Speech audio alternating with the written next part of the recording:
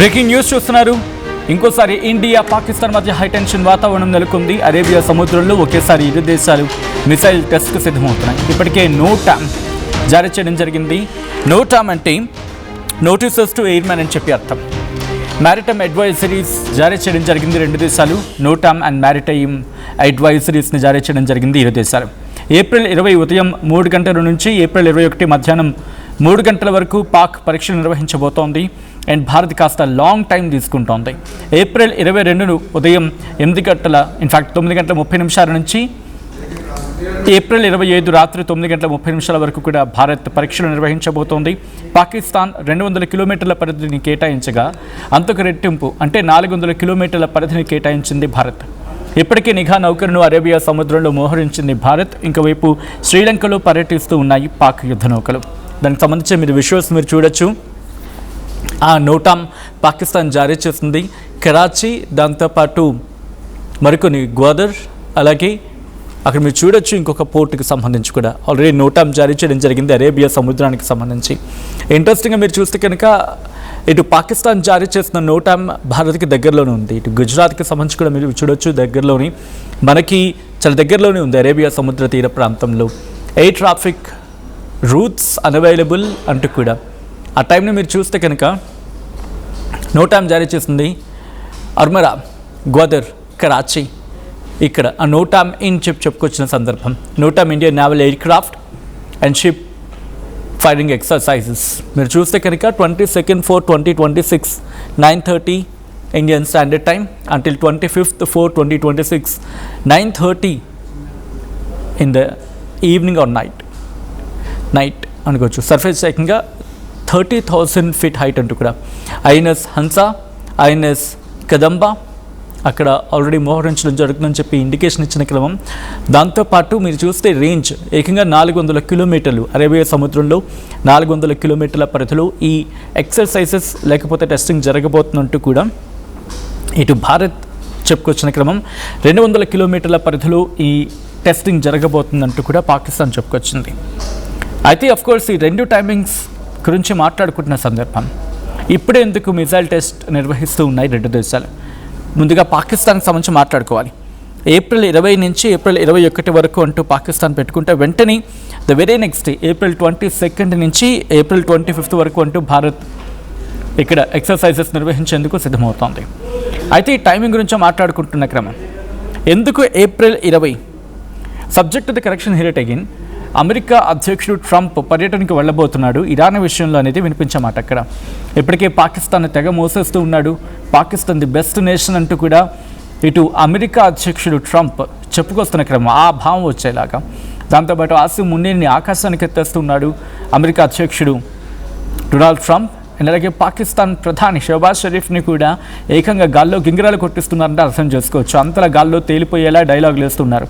In fact కొద్దిసేపటి క్రితం kernel leave it వాళ్ళ వైట్ హౌస్ ప్రెస్ సెక్రటరీ మాట్లాడుతూ కూడా పాకిస్తాన్ని ఏకంగా మోసేస్తూ ఉన్న క్రమం. సో ఇప్పుడు దీని గురించి మాట్లాడుకుంటూ ఉన్న పరిస్థితి అంటే ఇరాన్తో ఎక్కడో సత్సంబంధాలు అమెరికాకు మెరుగుపడుతున్నాయి, సోకాల్డ్ మెరుగుపడుతున్నాయని మాట్లాడుకుంటున్న క్రమంలో ఇప్పుడు వీళ్ళు టెస్ట్ నిర్వహించడానికి కారణం ఏంటి? ఏవైనా ఇండికేషన్ ఇచ్చే ప్రయత్నమా? అఫ్కోర్స్ కొన్ని సందర్భాల్లో ఏమనిపిస్తూ వినిపిస్తూ ఉంటుందంటే ఇది నేచురల్గా జరిగేవి, ఒక విధంగా చెప్పాలంటే ఒక ఫార్మాట్లో రెగ్యులర్గా జరిగేవి అని చెప్పి. బట్ టైమింగ్ ఆల్వేస్ మ్యాటర్స్ అంటూ ఉంటారు కదా. దట్ టు అరేబియా సముద్రంలో ఒక round of planned missiles testing దీని గురించి మాట్లాడుకుంటున్న క్రమం. అయితే ఈ అలర్ట్స్ని ఈ నోటీసెస్ టు ఎయిర్మెన్ నోటామ్ కావచ్చు, మ్యారిటైమ్ అడ్వైజరీస్ కావచ్చు, ఇవి రొటీన్గా జరుగుతూ ఉండేవి. కానీ ఒక సివిలియన్ ఎయిర్ క్రాఫ్ట్ అండ్ షిప్పింగ్కి సంబంధించి వాటికి సంబంధించి మాట్లాడుకునే క్రమంలో డిజిగ్నేటెడ్ జోన్స్ ఇవ్వడం జరుగుతుంది మిలిటరీ ఎక్సర్సైజ్ జరిగేటప్పుడు. ఆ పరిధిలోనే అవి రావాల్సి ఉంటుంది, వెళ్లాల్సి ఉంటుంది. అండ్ మీరు గమనిస్తే కనుక స్ట్రైట్ ఆఫ్ హార్మోస్కి కొంచెం ఇవి దగ్గరగా ఉంటుంటాయి. స్ట్రైట్ ఆఫ్ హార్మోస్ నుంచి ఇటు వచ్చేందుకు అంటే వెషల్స్ ఏమైనా వచ్చినా కూడా వాటికంటూ ఒక డిజిగ్నేటెడ్ ఏరియాని ప్లాన్ చేయడం జరుగుతుంది. ఆ డిజిగ్నేటెడ్ ఏరియా నుంచి అవి వస్తూ ఉంటాయి. అండ్ ఆ మార్కింగ్ కూడా క్లియర్గా ఉంటుంది. అయితే రెండు దేశాలు కూడా ఈ ఫ్రీక్వెంట్గా చేస్తూ ఉంటాయి మిసైల్ టెస్ట్ అనేవి, ఈవెన్ ఈ రొటీన్ మిలిటరీ ప్రిపేర్నెస్లో భాగంగా. అయితే సైమల్టేనియస్ టైమింగ్ గురించి మాట్లాడుకుంటున్న క్రమం ఇప్పుడు ఆ అటెన్షన్ని డ్రా చేయడానికి. అయితే భారత్ అండ్ అలాగే పాకిస్తాన్ రెండు కూడా మిసైల్స్ పవర్స్ గురించి మాట్లాడుకున్న సందర్భంలో ఆ కన్వెన్షనల్ కావచ్చు, న్యూక్లియర్ క్యాపబుల్ కావచ్చు. ఈ రెండింటికి సత్తా ఉన్నాయి. But of course upper hand మంద అనుకోవడంలో అతిశయోక్తి లేదు. పాకిస్తాన్ కాదంటుంది, ఎందుకంటే చైనా సపోర్ట్ ఉంటుంది కాబట్టి. బట్ ఇక్కడ మాట్లాడుకున్న క్రమంలో ప్రీ ప్లాన్ గురించి మాట్లాడుకుంటున్న సందర్భం అయితే ఇక్కడ ఎటువంటి టెన్షన్స్ రాకుండానే ఏర్పాట్లు చేసుకున్న పరిస్థితి ఉందనేది వినిపించమాట. బట్ ఇక్కడ సిచ్యువేషన్స్ గురించి మాట్లాడుకున్నప్పుడు రిపోర్ట్లు చెప్తున్నది ఏంటంటే ఇన్ఫ్యాక్ట్ హైటెండ్ నేవల్ యాక్టివిటీ ఈ రీజన్లో ఉంది. అండ్ ఇండియన్ సర్వేలెన్స్ వెషల్స్ ఇప్పటికీ అరేబియన్ సీలో మానిటర్ చేసేందుకు ఆ డెవలప్మెంట్స్ మానిటర్ చేసేందుకు డిప్లాయ్ చేశారనేది వినిపిస్తున్నమాట. సో దానికి తగినట్టుగా మీరు చూడొచ్చు ఐఎన్ఎస్ హన్సా అండ్ ఐఎన్ఎస్ కదంబ రెండు కూడా అక్కడ మోహరించడం జరిగింది. అవేం చేస్తాయంటే ఒకవేళ ఆల్రెడీ నో టైం జారీ చేస్తాం కాబట్టి ఒకవేళ అక్కడ ఏమైనా ప్రతికూల వాతావరణం ఉంటే వెంటనే పసిగట్టే ప్రయత్నం చేస్తాయి, ఇన్ఫర్మేషన్ షేర్ చేసే ప్రయత్నం చేస్తాయి. దానికి తదనుగుణంగా మన ఆర్మీ రంగంలోకి దిగుతూ ఉంటుంది, యాక్టివిటీలోకి వెళ్ళిపోతుంది. అండ్ పాకిస్తాన్ చూస్తే కనుక బహుశా వాళ్ళ మిజైల్స్ వాళ్ళ వెషల్స్ కావచ్చు, లేకపోతే వార్షిప్స్ని ఎక్కడ వాళ్ళు అక్కడ పెట్టినట్టుగా మనకి కనిపించట్లేదు. ఒకవేళ పెట్టినా బహుశా చెప్పలేదు, బహుశా మేబీ ఇన్ ఫ్యూచర్ కమింగ్ డేస్లో చెప్పే అవకాశం ఉంటుంది. ఇక్కడ వినిపించే మాట ఏంటంటే పాకిస్తాన్ నేవల్ ఫ్రిగేట్స్ అవి ఈ శ్రీలంకకు అఫీషియల్ విజిట్కి వెళ్ళబోతున్నాయి అనేది. అంటే ఇటువంటి డెవలప్మెంట్స్ ఉన్నప్పుడు రొటీన్గా జరుగుతున్నప్పుడు కూడా అవి వెళుతున్న క్రమంలో నోటిఫికేషన్స్ కావచ్చు, లేకపోతే దాన్ని ఏమంటారు క్లారిటీ, ఒక క్లియర్ ఇండికేషన్స్ ఇచ్చేసే పరిస్థితి ఉంటుంది. దానికి తదనుగుణంగా అవి వెళ్తూ ఉంటాయి. సో ఇప్పుడు ఏమైనా పాకిస్తాన్ కవ్వింపు చర్యలకు దిగే అవకాశం ఉందా? ఈ క్వశ్చన్ కింద రైజ్ అవుతుంది, మాట్లాడుకునే ప్రయత్నం చేద్దాం. ఇప్పుడు కనుక పాకిస్తాన్ అటువంటి యుద్ధానికి దిగా అంటే ఆపరేషన్ సింధూర్ తర్వాత ఇటువంటి యాక్టివిటీ గురించి ఇప్పుడు మాట్లాడుకున్న సందర్భంలో దట్టు అరేబియా సముద్రం కేంద్రంగా ఇప్పుడు పాకిస్తాన్ అటువంటి కుయుక్తులకు లేకపోతే అటువంటి పన్నాగాలకు దిగుతుందా? ద వెరీ ఫస్ట్ పాయింట్ గురించి మాట్లాడుకుంటే లాస్ట్ టైం పాకిస్తాన్కి కరెక్ట్గా మీరు గమనిస్తే కనుక ఏప్రిల్ పెహల్గామ్ అటాక్ జరిగి కరెక్ట్గా ఇంకొక 5 రోజులు మాత్రమే, ఏప్రిల్ 22 ఆ టైమింగ్ గురించి కూడా మాట్లాడుకుంటున్న క్రమం. కాబట్టి ఇటువంటి దుష్ట పన్నాగాలకి ఏమైనా పాకిస్తాన్ మళ్ళీ ప్రిపేర్ అవుతుందా? అండ్ దట్టు ఇప్పుడంతా కూడా కాస్త ఎంగేజ్డ్గా కనిపిస్తోంది. కాబట్టి ఈ క్వశ్చన్కి సమాధానం ఇప్పుడున్న సిచ్యువేషన్లో పాకిస్తాన్ యుద్ధానికి వెళ్ళే మళ్ళీ యుద్ధం లాంటి వాతావరణం తీసుకొచ్చేందుకు ఏమైనా ప్రిపేర్ అవుతుందా? దీనికి బలం చేకూర్చేలాగా గత కొద్ది రోజులుగా పాకిస్తాన్ చేసిన స్టేట్మెంట్స్ కావచ్చు, పాకిస్తాన్ రక్షణ శాఖ మంత్రి ఖ్వాజా ఆసిఫ్ చేసిన వ్యాఖ్యలు కావచ్చు, ఈ స్టేట్మెంట్ తీసుకుంటుంటాం. అండ్ ఆసిమ్ మునీర్కి అమెరికాతో సత్సంబంధాలు పెరగడం కూడా ఇప్పుడు ఈ అనుమానానికి బలం చేకూర్చేలాగే ఉంది. బట్ ఇమీడియట్గా పాకిస్తాన్ ఇప్పుడు యుద్ధంలోకి దిగుతుందా? అటువంటి పిచ్చి పనులు చేసే ప్రయత్నం చేస్తుందా? సో ఫస్ట్ మాట నో అని అనుకోవచ్చు. కారణం ఏంటి? పాకిస్తాన్ అమెరికా సపోర్ట్ పాకిస్తాన్కి ఉండొచ్చుగాక, కానీ మిజైల్స్ ఇచ్చే సిచ్యువేషన్లో అమెరికా లేదు. మిజైల్స్ను ఒకవేళ అవసరం ఉంటే మిజైల్స్ కావాల్సి ఉంటుంది. మిజైల్స్ ఇచ్చే సిచ్యువేషన్లో అమెరికా లేదు. పోనీ చైనా ఇస్తుందా? పోనీ చైనా ఇవ్వాలి అంటే ఇప్పుడు ఇరాన్తో ఆల్రెడీ యుద్ధం జరుగుతోంది కాబట్టి చైనా సపోర్ట్ మ్యాక్సిమం ఇరాన్కి ఉండే అవకాశం ఉంది తప్ప పాకిస్తాన్కి ఇచ్చే అవకాశం కనిపించట్లేదు. అండ్ ఇదే పాకిస్తాన్ అమెరికాతో అంటకాకుతోంది కాబట్టి చైనాకి కూడా చిరుతుకొచ్చే అవకాశం ఉంది. కాబట్టి రెండింటికి చెడ్డ పరిస్థితిలో ఉంటుంది పాకిస్తాన్ విషయం. ఇక రెండోది ఆసిమ్ మునీర్ అటువంటి కీర్తులకు వెళ్ళే అవకాశం ఉందా? ఇప్పుడున్న సిచ్యువేషన్లో పాకిస్తాన్ అటువంటి దుర్మార్గ ప్రయత్నానికి వెళ్తుందనేది బిగ్గెస్ట్ క్వశ్చన్ మార్క్.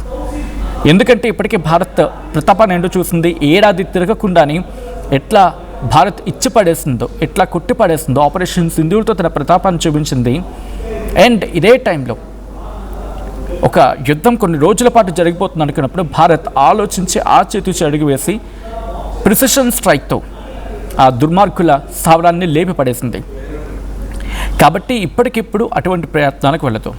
దట్టు భారత్కి ఇజ్రాయెల్ సపోర్ట్ కూడా మనకి ఆయుధాల విషయంలో ఉంటుంది కాబట్టి రష్యా సపోర్ట్ ఉంటుంది టెక్నాలజీ విషయంలో.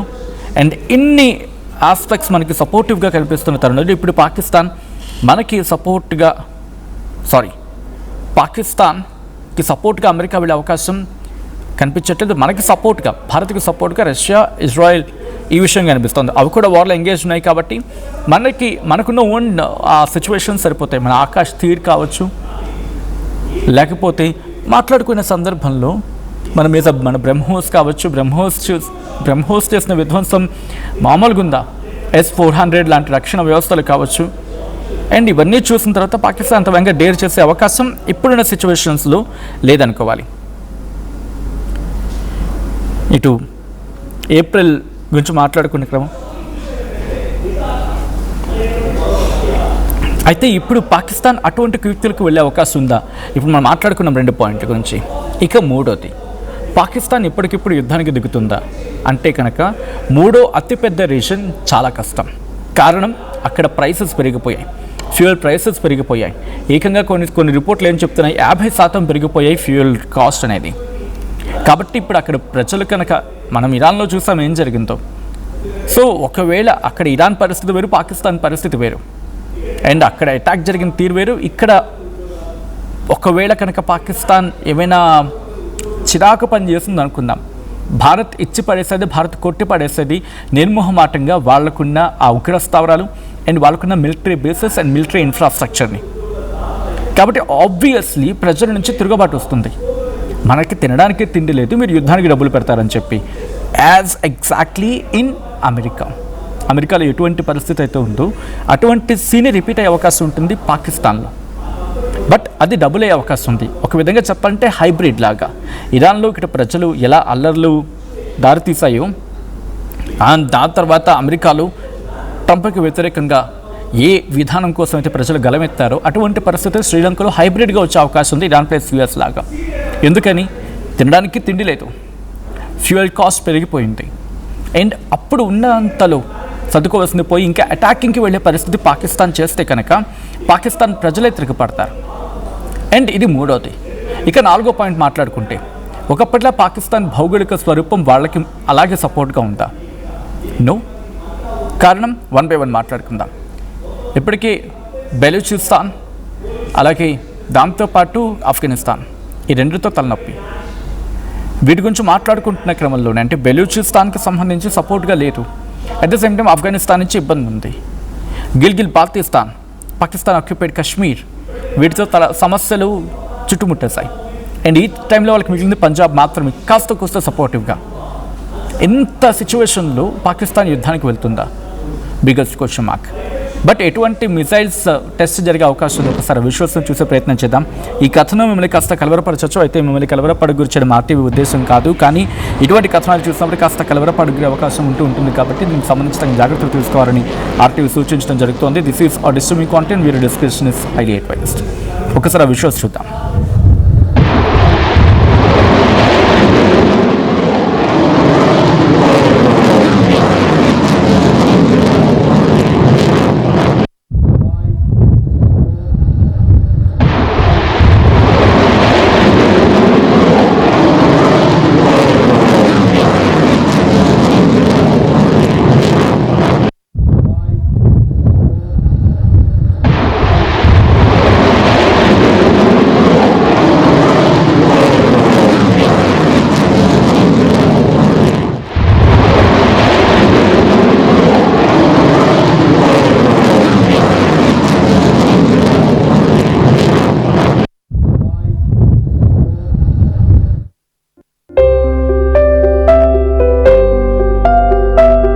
చిన్న చిన్న ఆనందాలు 35 ఏళ్లుగా నా జీవితంలో లేవు. 35 ఏళ్లుగా నేను డైపర్లలో బ్రతికాను. 6 సెంటీమీటర్ల ఫిస్టులా నా మూత్రాశయంలో లీక్ కారణమైంది. ఎవరూ నాకు సహాయం చేయలేకపోయారు. AINUలో వైద్యులను కలిసే వరకు. అక్కడ వారు రోబోటిక్ శస్త్రచికిత్సతో నాకు పరిష్కారం ఇచ్చారు. వారు నా ఆత్మవిశ్వాసాన్ని కూడా తిరిగిచ్చారు. Precision care makes it possible. The Center for Robotic Surgery at AINU. At KL, we help you turn your interests into skill sets. KL deemed to be university.